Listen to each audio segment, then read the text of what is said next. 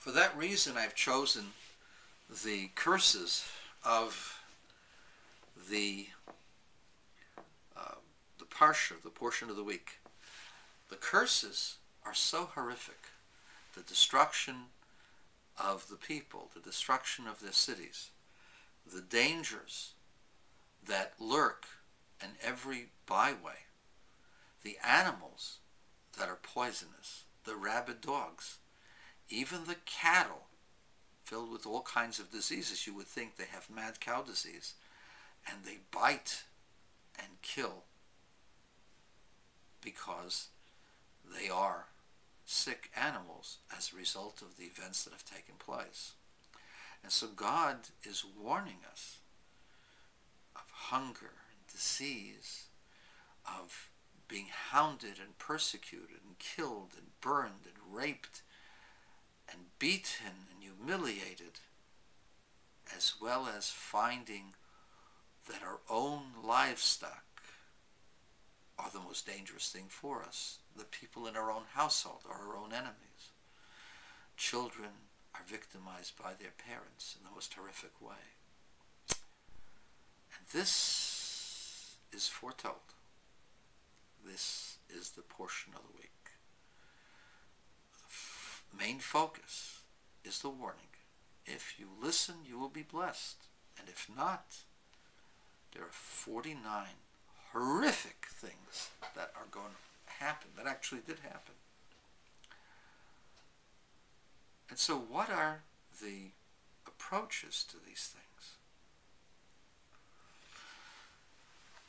Approach number one to understand the curses is to understand that God is just, and that everything that happens is for a reason.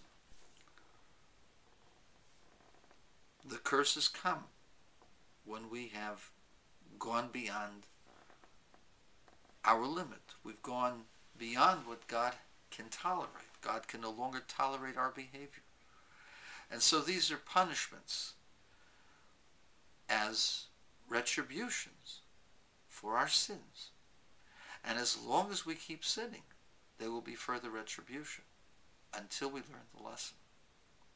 How are we supposed to learn the lesson? Well, God's going to send us great people, prophets, and great men or great women teaching us the right way.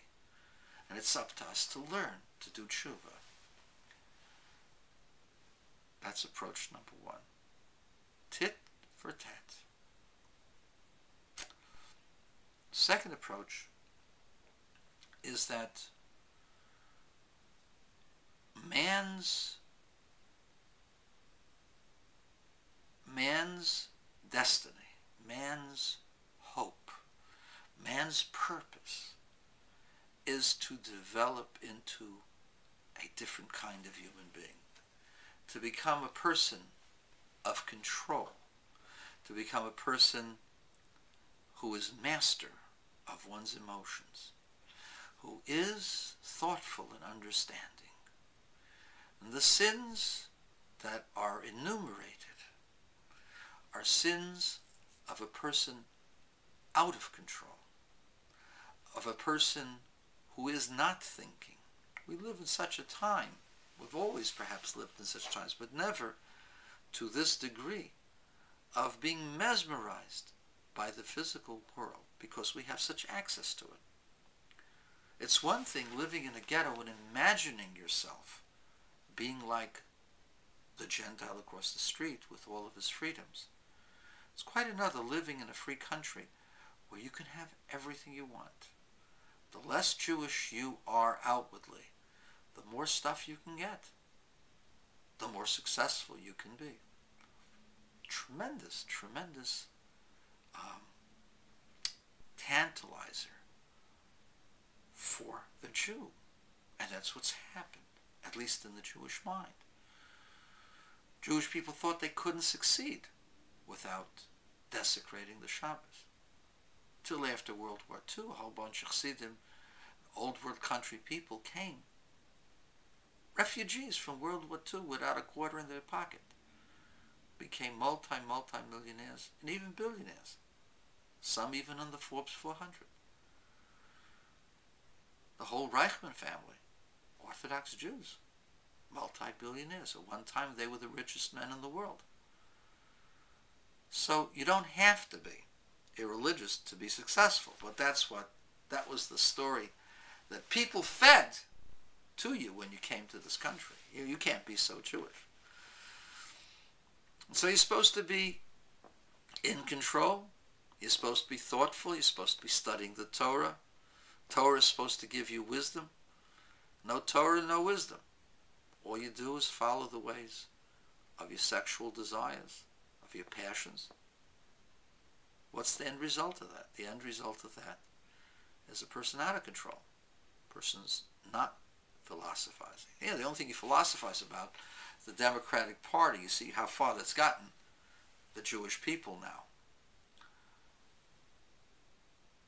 And so, according to Maimonides, the reason for the curses is that this is a correction, it's punishment. It's a correction for extreme behavior. When a person is sick, you need to give the person a medicine. And if the person somehow or other has disrupted his entire biological system, the person has become addicted to sugars. The left likes that, white sugars and white flour is the root of all evil. You have Twinkies' defense. Person has gone out of whack. Person has lost his bearing. So when a person is extremely sick in one way, in order to cure him, you've got to bend him the other way till he can get balanced. And so the curses are corrective. They're not a punishment. It's not tit for tat. It's not God taking revenge. It's the correction of the psychology of the person. And the question is, have we learned our lessons? The Holocaust happened. Did we learn our lessons? No. The Holocaust was just blah, blah, blah. The state of Israel.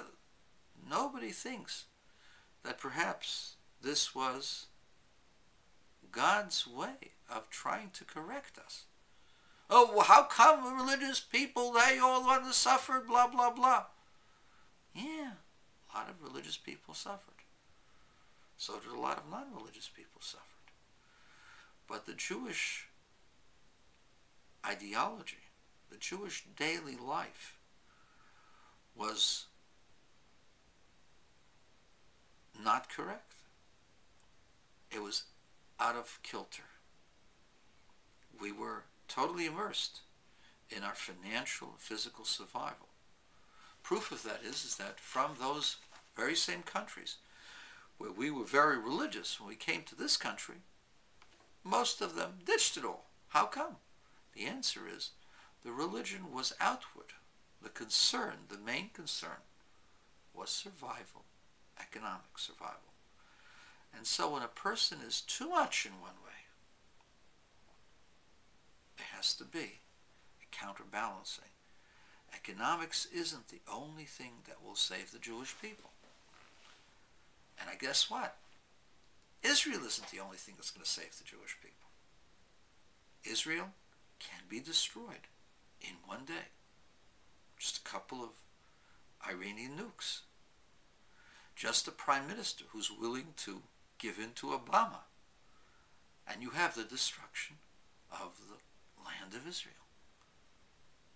And so, the only thing that can save the people of Israel is a re-evaluation of what the Torah has to teach us, and that is, learn to be a master of self.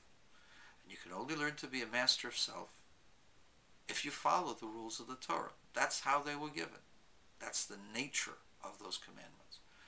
And afterwards, once you've mastered your emotions, you can then go into the secrets of the world, including sciences, the philosophies, and the Kabbalah, and see the secrets that God has put in this world and beyond our world.